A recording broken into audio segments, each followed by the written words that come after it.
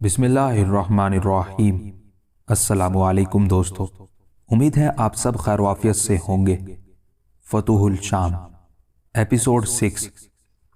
हज़रत अमर बिन आस रज़ियल्लाहु ताला अन्हो की खिदमत में आप रज़ियल्लाहु ताला अन्हो ने जो ख़त अरसाल किया, उसी मजमून की चंद कापियाँ और नकूल आपने मुसलमानों के दूसरे कमांडरों को भी, जिनका जिक्र माक़बल में हम कर चुके हैं, भेजी और उसके बाद कूच का हुक्म दे दिया।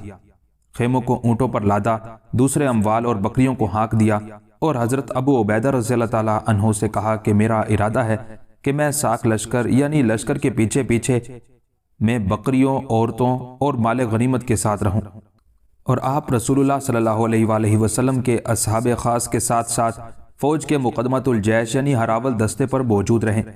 हज़रत अबू उबैदा रज़ियल्लाहु ताला अन्हो ने फरमाया, नहीं, बल्कि मैं साक पर रहूंगा और तुम फ्रंट पर रहो। अगर वरदान के लश्कर से तुम्हारा सामना हो जाए तो वरदान और उसका लश्कर तुमसे मरऊब और हैबत ज़दा हो जाएगा, इसलिए तुम उसे औरतों, बच्चों, माल गनीमत तक नहीं आने दोगे। हज़रत खालिद रज़ियल्लाहु ताला अन्हो ने कहा, बहुत अच्छा, मैं आपके हुक्म की मुखालिफत नहीं कर सकता। फिर लश्कर की रवानगी से कबल हज़रत खालिद रज़ियल्लाहु ताला अन्हो ने लोगों से मुखातिब होकर फरमाया, ऐ लोगो, तुम एक लश्कर कसीर और जमे गफीर की तरफ जा रहे हो।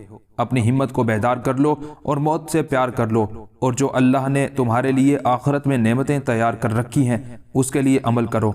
अल्लाह ने तुमसे फतह और नुसरत का वादा फरमाया है। फिर आपने ये आयत करीमा पढ़ी। तर्जुमा, बारहा कम जमात गालिब आई बड़े गिरोह पर अल्लाह के हुक्म से, और अल्लाह साबिरों के साथ है। इस मुख्तसर खिताब के बाद हज़रत खालिद बिन वलीद रज़ियल्लाहु ताला अन्हो ने लश्कर को अपने हमरा लिया और ख़ुद मुक़द्दमतुल जैश में हो गए और लश्कर रवाना हो गया। हज़रत अबू उबैदा बिन जर्राह रज़ियल्लाहु ताला अन्हो 1000 सवारों के साथ यही मुकीम रहे। अल्लामा वाक़दी रहमतुल्लाह अलैह लिखते हैं, जब अहले दमिश्क ने मुजाहिदीन को जाते देखा तो खुशी से उछल पड़े और बगले बजाने लगे, और उनका गुमान ये था कि उनको हमारी फौज के अजनादीन में पहुंचने की खबर हो गई है, इसलिए अपने मुल्क अरब की तरफ भाग रहे हैं। बाज़ अहले दानिश की राय ये थी कि अगर ये बालबक का रुख करते हैं तो इसका मतलब है कि ये बालबक नीज़ होम्स को फतह करने का इरादा रखते हैं, और अगर मर्ज शऊरा और मर्ज राहत के रास्ते की तरफ जाएंगे तो फिर समझ लो कि इनका हिजाज भागने का इरादा है, बल्कि जो बिलाद इन्होंने फतह किए थे उनको भी छोड़ जाएंगे। अल्लामा वाक़दी रहमतुल्लाह अलैह लिखते हैं, दमिश्क में बोलस बिन बल्का नामी एक बहुत बड़ा जर्नैल था। नसरानियों में उस जनरल की बहुत कदर व मंजिलत थी, हत्ता कि बादशाह हरकल के पास जब किसी सल्तनत के एलची या सफ़ीर आते थे और हरकल उनके किसी पयाम और जवाब में आजिज होता था तो बादशाह उसे मशवरे के लिए बुलाकर जवाब दिया करता था। यह शख्स तीर अंदाजी में बहुत माहिर था। इसने इस जोर से दरख्त में खींचकर तीर मारा था कि यह तीर उस दरख्त में घुसकर उसके अंदर रह गया था, और बोलस ने दरख्त पर लिख दिया था कि अगर किसी को शुजाअत और बहादुरी का दावा हो तो वो दरख्त के दूसरी जानिब से तीर मारकर घुसा दे। और इस दरख्त और तीर के मुतालिक उसकी ये बात बहुत आम और मशहूर हो गई थी। असहाबे रसूल सल्लल्लाहु अलैहि वसल्लम ने जब शाम पर चढ़ाई की थी, बोलस आज तक उनसे जंग के लिए नहीं निकला था। आज जब अहले दमिश्क ने मुसलमानों को दमिश्क से मुराजात करते देखा तो वो इकट्ठे होकर बोलस के पास आए। उसने उनसे आने का सबब दरियाफ्त किया तो उन्होंने कहा कि अहले अरब जा रहे हैं। अब अगर तू चाहे तो तेरे लिए मौका है कि बादशाह और अहले शाम की नज़रों में अपनी वक़्त और मर्तबा हमेशा के लिए कायम करे। बेहतर हो कि तू हमारे साथ चले और जो शख्स उनमें से रुका हो या पीछे रह जाए उसे गिरफ्तार करे, और अगर तुम समझोगे हमें उनके साथ जंग करनी चाहिए तो हम सब तुम्हारी इस ख्वाहिश को पूरा करने के लिए तुम्हारे साथ हैं और तेरे साथ मिलकर दुश्मन का मुकाबला करेंगे। बोलस ने कहा, तुम्हारी मदद से मेरा हाथ खींचना और पीछे रहना महज इस वजह से था कि मैंने देखा कि तुम लोग अरबों का मुकाबला करने में निहायत कम हिम्मत और इंतहाई बुज़दिल वाक़े हुए हो, इसलिए मैंने तुम्हारी मदद ना की। लिहाजा अब भी मुझे अरबों से जंगो क़िताल की कोई ज़रूरत नहीं। उन्होंने कहा, हमें मसीह और अंजील की कसम, अगर तुम हमारे साथ चलो हम आखिर दम तक तुम्हारा साथ देंगे। हम में से कोई शख्स मैदान से पसपाई इख्तियार नहीं करेगा, और हम तुम्हें इस अमर का इख्तियार देते हैं कि जो शख्स हमसे मैदान जंग से राह फरार इख्तियार करे और मुकाबले से जान बचाकर भागे, तुम उसकी गर्दन उड़ा देना। कोई शख्स तुम पर एतराज नहीं करेगा। जिस वक्त सब अहदो पैमा कर चुके और बोलस ने उन सब का एतमाद हासिल कर लिया तो उठकर घर चला गया। अपनी जरा ज़ेबतन की और मुसल्ला होकर निकलने को था कि उसकी बीवी ने पूछा, किधर का इरादा है?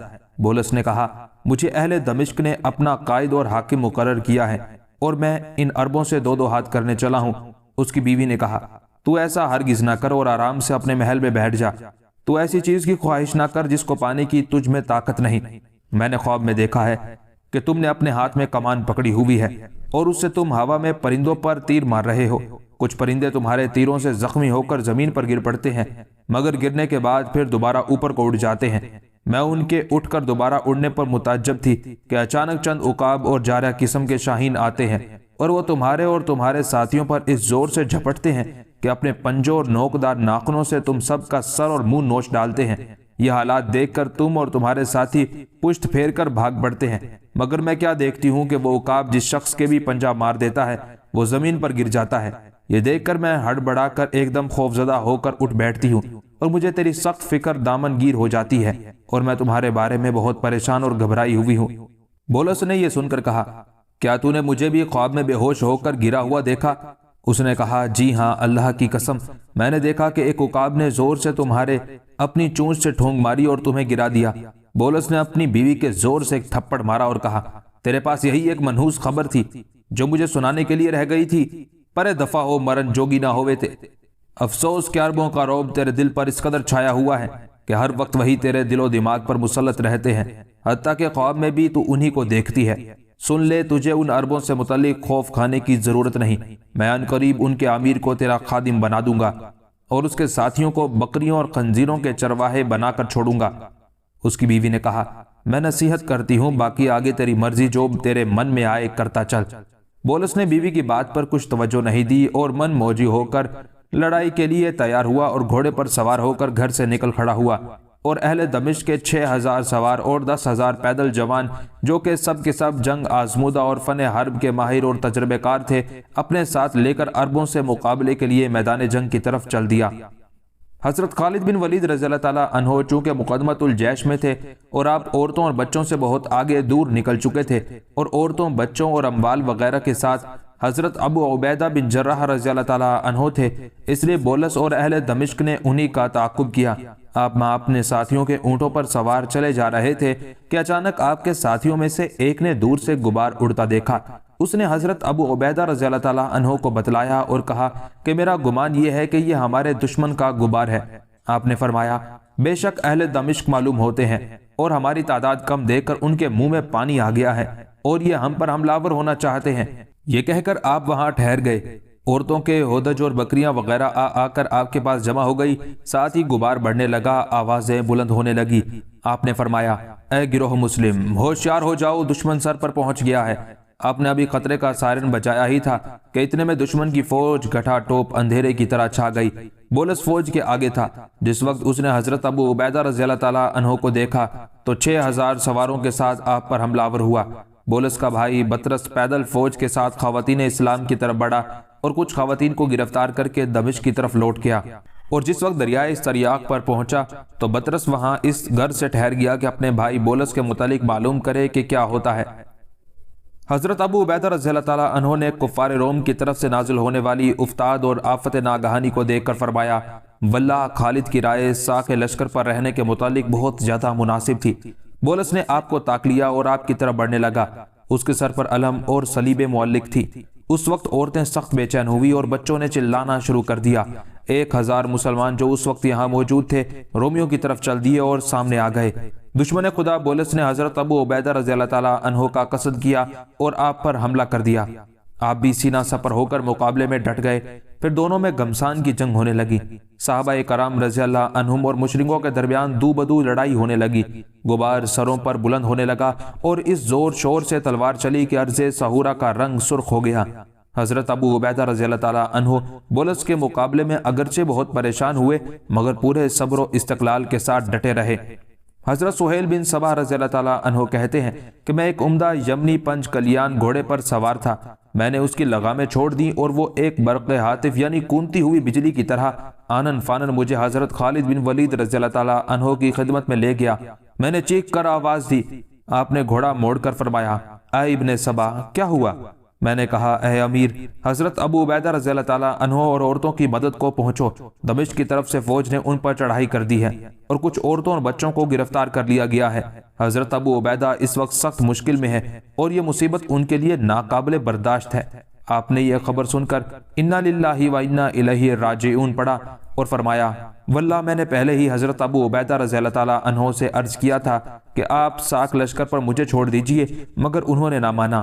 خیر، حکم خدابندی میں کسی کو دم مارنے کی مجال نہیں، جو دکھ مصیبت تقدیر میں لکھا ہو وہ مل کر ہی رہنا ہوتا ہے۔ اس کے بعد آپ نے حضرت رافع بن عمیرہ الطائی رضی اللہ تعالیٰ عنہ کو حکم دیا کہ 1000 سوار لے کر فوراً پہنچے اور عورتوں کی حفاظت کریں۔ ان کے پیچھے حضرت عبد الرحمن بن ابی بکر صدیق رضی اللہ تعالیٰ عنہ کو 1000 سوار دے کر فرمایا دشمن کے مقابلے کے لیے روانہ ہو جاؤ۔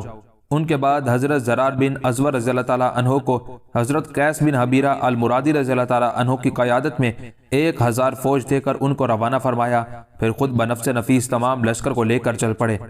حضرت ابو عبیدہ رضی اللہ تعالیٰ عنہ بولس کے ساتھ جنگ میں مشغول تھے کہ مسلمانوں کا لشکر پہنچ گیا اور اللہ کے دشمنوں پر چاروں طرف سے چھا گیا۔ اسلام کے بہادر جوانوں نے اس زور سے حملہ کیا کہ صلیبیں جھک گئیں، رومیوں کو اپنی ذلت و خواری کا یقین ہو گیا۔ حضرت زرار رضی اللہ تعالیٰ عنہ آگ کے شعلے کی طرح بولس کی طرف بڑھے۔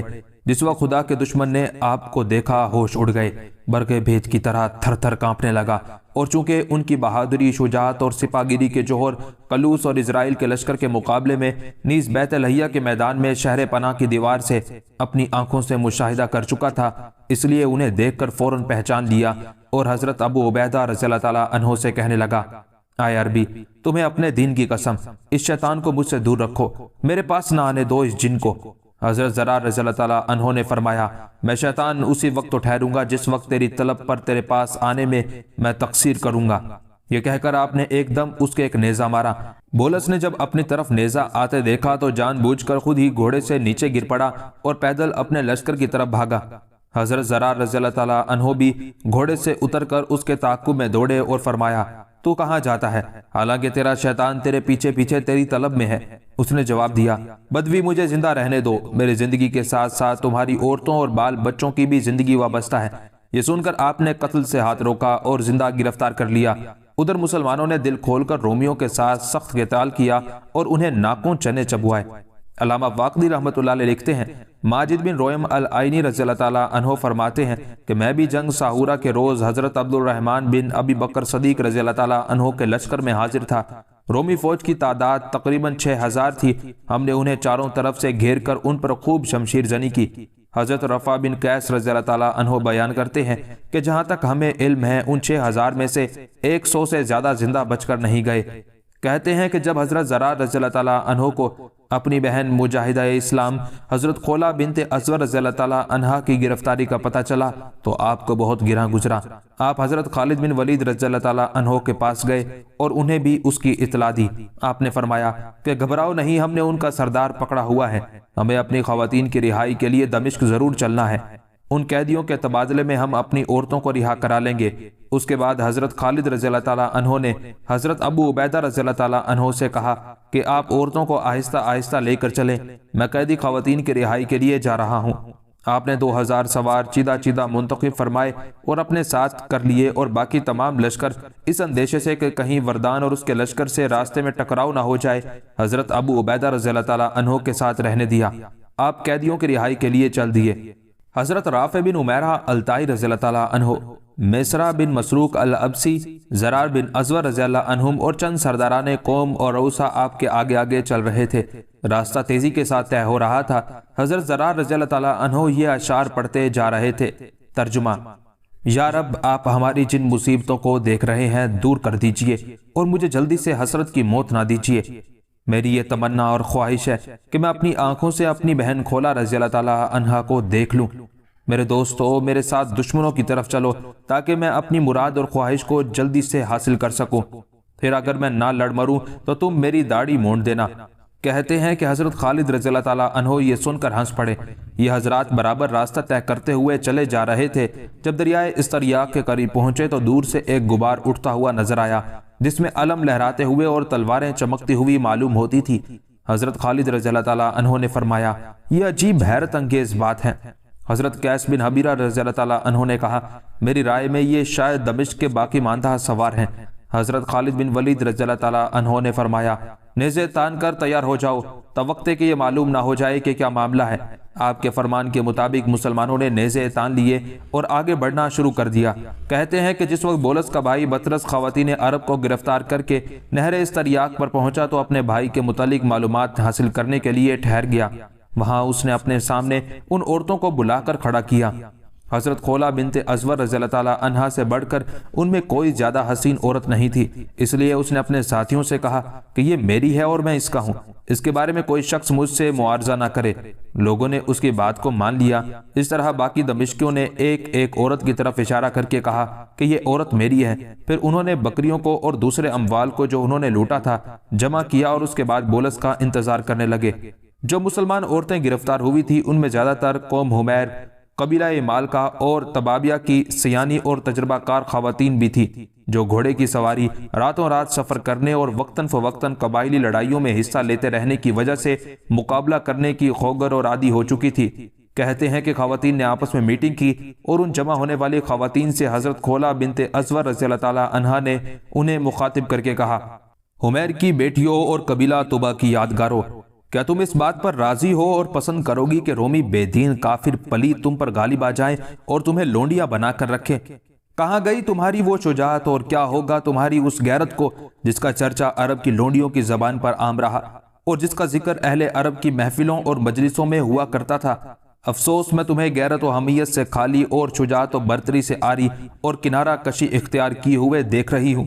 میرے نزدیک اس آنے والی مصیبت سے تمہارا قتل ہو جانا بہتر اور رومی کتوں کی خدمت کرنے کے لیے زندہ رہنے سے مر جانا افضل ہے۔ یہ سن کر عفرہ بنت غفار رضی اللہ عنہا نے کہا اے بنت ازور رضی اللہ تعالیٰ عنہا، تم نے ہماری شجاعت و برتری، عقل و دانائی، بزرگی اور مرتبے کے متعلق جو کچھ بیان کیا ہے اس میں کوئی شک نہیں کہ وہ ایک امر واقعہ اور حقیقت ہے، اور اس میں بھی کیا شبہ ہے کہ ہمیں گھوڑے کی سواری میں مہارت ہے اور دشمن کا راتوں کے وقت بھی کافیہ تنگ کر دینا آتا ہے۔ مگر یہ بتلائیے کہ جو اپنے پاس نہ گھوڑا رکھتا ہو، نہ نیزہ، اور اس کے پاس کوئی ہتھیار ہو نہ تلوار، وہ بھلا کرے تو کیا کرے؟ آپ جانتی ہی ہیں کہ ہمیں دشمن نے اچانک گرفتار کر لیا اور اس وقت ہم بالکل غیر مسلح تھی اور ہم بکریوں کی طرح ادھر ادھر بھٹکتی پھر رہی تھی۔ یہ جواب سن کر حضرت خولہ بنت ازور رضی اللہ تعالیٰ عنہا نے فرمایا قبیلہ طبا کی بیٹیوں، تمہاری غفلتوں کا کوئی ٹھکانہ ہے؟ خیموں کی چوبے اور بانس نظر نہیں آتے ہیں؟ ہمیں چاہیے کہ انہی چوبوں اور بانسوں کو اٹھا کر بدبخت دشمن پر حملہ کر دیں۔ ممکن ہے کہ ارحم الراحمین ہماری ان کافروں کے مقابلے میں غیبی مدد فرما دے اور ہم ان پر غالب آ جائیں، ورنہ کم از کم شہید ہی ہو جائیں تاکہ اس ذلت اور رسوائی کا دھبا تو ہمارے ماتھے پر نہ لگے۔ عفرہ بنت غفار رضی اللہ تعالیٰ عنہا نے کہا اللہ کی قسم میرے نزدیک بھی آپ کی یہ رائے نہایت مناسب ہے اور خدا لگتی کہوں مجھے تو بہت پیاری لگی ہے۔ اس کے بعد ہر ایک عورت نے خیمے کی ایک ایک چوب اٹھائی۔ حضرت خولہ بنت ازور رضی اللہ تعالیٰ عنہا کمر باندھ کر ایک چوب کاندھے پر اٹھائے آگے ہوئی۔ ان کے پیچھے عفرہ بنت غفار رضی اللہ تعالیٰ عنہا، ام ابان بنت عتبہ، سلمہ بنت نعمان بن المقر رضی اللہ عنہم اور دوسری عورتیں چلی۔ پھر کہنے لگی رومی خنزیرو، کسی میں ہے جنگ کی ہمت تو میدان میں آؤ۔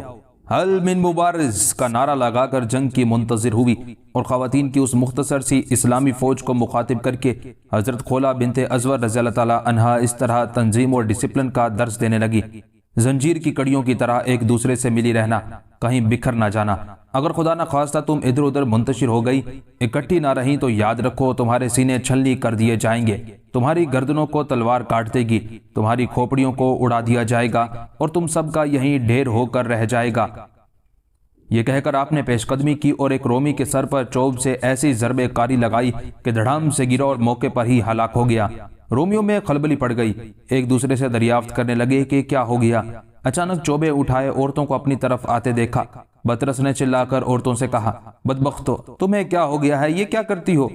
حضرت عفرہ بنت غفار الحمیریہ رضی اللہ تعالیٰ عنہا نے جواب دیا کہ آج ہم نے ارادہ کر لیا ہے کہ ان چوبوں کے ذریعے تمہارے دماغوں کو درست اور تمہاری زندگیوں کا سلسلہ منقطع کر کے اپنے اسلاف کے چہروں سے ننگ و آر کا داغ و دھبا دو ڈالیں۔ بطرس یہ سن کر ہنسا اور اپنی قوم کی طرف متوجہ ہو کر کہنے لگا ڈوب مرو، تف ہے تم پر، یہ زنانہ فوج تمہیں آگے لگائے پھرتی ہے، ان کو منتشر کر کے زندہ ہی قابو کر لو۔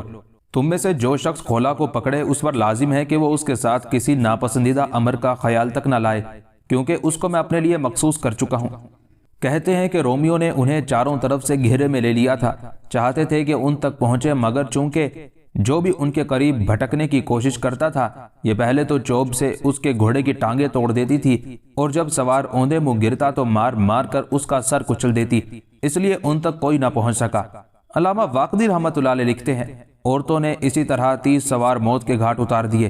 بطرس یہ دیکھ کر سخت سیخپا ہوا، گھوڑے سے نیچے اترا اور اسے پیادہ دیکھ کر اس کے ساتھی بھی اتر آئے اور پیدل ہو گئے، تلواریں اور نیزے لے کر ان کی طرف بڑھے۔ عورتیں آپس میں ایک دوسرے کی طرف لپکیں اور آپس میں کہنے لگی، ذلت کی زندگی سے عزت سے اللہ کی راہ میں لڑتے ہوئے جان دے دینا افضل ہے۔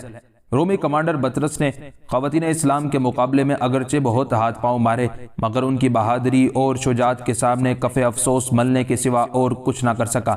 حضرت خولا بنت ازور رضی اللہ تعالی عنہا کی طرف اس نے دیکھا جو ایک شیرنی کی طرح گررا رہی ہے اور وہ رزمیہ اشعار پڑھ رہی ہے، ہم قبیلہ طبا اور حمیر کی لڑکیاں ہیں، ہمارے لیے تمہیں قتل کرنا کوئی مشکل کام نہیں، کیونکہ ہم جنگ میں ایک بڑھتی اور دہکتی ہوئی آگ ہیں۔ کافروں سن لو، آج ہم تمہیں سخت عذاب میں مبتلا کریں گی۔ بطرس نے جب حضرت خولا بنت ازور رضی اللہ تعالی عنہا کی زبان سے یہ اشعار سنے، آپ کا حسن و جمال دیکھا اور قدِ رنا ملاحظہ کیا تو آپ کے قریب آ کر گویا ہوا، عربیہ، تم باز آ جاؤ، میرے دل میں تمہاری بڑی عزت ہے اور میں اپنے دل میں تمہارے لیے ایک ایسا راز رکھتا ہوں جس کو سن کر تمہیں یقیناً فرحت ہوگی۔ کیا تمہیں یہ پسند نہیں کہ میں تمہارا مالک ہو جاؤں؟ حالانکہ میں وہ شخص ہوں جس کی تمنا تمام نصرانی عورتیں اپنے دل میں رکھتی ہیں، نیز میں زرعی زمینوں، باغوں، کثیر مویشیوں اور مال و اسباب کا مالک ہوں، اور بادشاہ روم ہرکل کی آنکھ کا تارا ہوں۔ اس کے نزدیک جو کچھ میری عزت اور قدر و منزلت ہے وہ کم ہی کسی کو نصیب ہوگی، اور یہ سارے مال، زمینیں، باغات، عزتیں اور عہدے تمہارے لیے ہوں گے۔ تمہیں چاہیے کہ اپنی جان کو ہلاکت میں نہ ڈالو اور خود کو خطرات میں ڈال کر اپنی زندگی ضائع نہ کرو۔ حضرت خولا رضی اللہ تعالی عنہا نے فرمایا، بدبخت کافر، بدکار اولاد، فاجر کے تخم، اللہ کی قسم اگر میرے بس میں ہو تو میں ابھی اس لٹ سے تیرا سر پھوڑ کر بھیجا نکال دوں، واللہ میں تو تجھ جیسے شخص کو اپنے اونٹ چرانے اور بھیڑ بکریوں کی رکھوالی کے لیے نوکر رکھنا بھی پسند نہ کروں۔ چجائی کا تو میری برابری اور ہمسری کے خواب دیکھتا ہے۔ بطرس یہ سن کر غصے میں لال پیلا ہو گیا، اس کی آنکھوں سے آگ برسنے لگی، ساتھیوں سے کہنے لگا، تمام ملک شام میں اور گروہ عرب میں تمہاری اس سے بڑی ذلت اور رسوائی کیا ہوگی کہ عورتیں تم مردوں پر غالب آ جائیں؟ شرم کرو، یسوع مسیح اور بادشاہ ہرکل کی ناراضگی سے ڈرو اور ان مٹھی بھر خواتین اسلام کو قتل کر دو۔ علامہ واقدی رحمۃ اللہ علیہ لکھتے ہیں، مشرکین یہ سن کر طیش میں آ گئے اور فوراً حملہ کر دیا۔ خواتین اسلام اس حملے کو بڑی استقامت، حوصلے اور صبر و سکون سے برداشت کر رہی تھی کہ اسی اثنا میں انہوں نے دیکھا کہ گرد و غبار اٹھ رہا ہے اور تلواریں چمک رہی ہیں۔ یہ حضرت خالد بن ولید رضی اللہ تعالیٰ عنہ کا لشکر تھا جو قریب آ گیا تھا۔ ادھر حضرت خالد بن ولید رضی اللہ تعالیٰ عنہ کچھ فاصلے پر ٹھہر کر اپنے جانبازوں سے فرمایا، تم میں سے کون شخص ہے جو مجھے اس معاملے کے بارے میں معلومات فراہم کرنے کی ڈیوٹی اپنے ذمہ لے گا؟ حضرت رافع بن عمیرہ الطائی رضی اللہ تعالیٰ عنہ نے سبقت کر کے اس خدمت کے لیے خود کو پیش کر دیا اور گھوڑے کی انان پھیر دی، عورتوں کے قریب پہنچ کر لوٹے اور حضرت خالد بن ولید رضی اللہ تعالیٰ عنہ کو خواتین اسلام کے دشمن سے مدافعانہ جنگ لڑنے کی اطلاع دی۔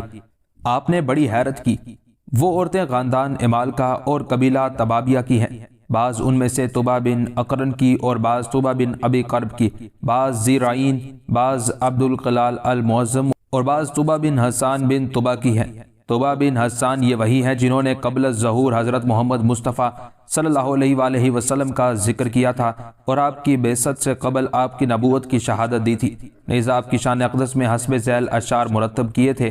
ترجمہ، میں گواہی دیتا ہوں کہ احمد مصطفیٰ صلی اللہ علیہ وآلہ وسلم تمام روحوں کو پیدا کرنے والے اللہ تبارک و تعالیٰ کے بھیجے ہوئے رسول ہیں۔ آپ کی ایک امت ہوگی جس کا نام زبور میں امت احمد خیر الامم رکھا گیا ہے۔ اگر میری عمر لمبی ہوئی اور اس نے آپ کے زمانہ مبارک تک وفا کی تو میں ان کا وزیر اور ان کا ابن ہوں گا۔ حضرت خالد رضی اللہ تعالیٰ عنہ نے فرمایا، اے رافع، ان عورتوں کے جنگی کارنامے اکثر جگہ پہلے ہی مشہور ہیں، اور اگر واقعی انہوں نے ایسی ہی بہادری دکھائی ہے جیسا کہ تم ذکر کرتے ہو اور دشمن کے مقابلے میں اسی طرح شجاعت کے جوہر دکھائے ہیں تو یاد رکھو انہوں نے مردوں اور عربوں کی لڑکیوں پر قیامت تک اپنی بہادری کی دھاک بٹھا دی ہے، اور عورتوں کی پیشانیوں پر ننگ و عار کا دھبا لگنے سے ان کو محفوظ کر کے ان کا صحرا اپنے سر باندھ لیا ہے۔ کہتے ہیں کہ عورتوں کی اس غیر معمولی بہادری اور بے سر و سامانی کے عالم میں بھی ایسی شجاعت دکھانے کا سن کر خوشی سے مسلمانوں کے چہرے دھمک اٹھے۔ حضرت زرار رضی اللہ تعالیٰ عنہ نے جب حضرت رافع بن عمیرہ الطائی رضی اللہ تعالیٰ عنہ سے یہ خبر سنی تو خوشی اور فرح سے اچھل پڑے اور والہانہ انداز میں ایک جست لگائی اور آپ پر جو پرانی چادر تھی اتار پھینکی، نیزہ ہاتھ میں لیا اور یہ ارادہ کر کے کہ میں سب سے پہلے بنات اسلام کی مدد کے لیے پہنچوں، گھوڑے کی انان پھیر دی۔ حضرت خالد بن ولید رضی اللہ تعالیٰ عنہ نے فرمایا، ذرا ٹھہرو، جلدی نہ کرو۔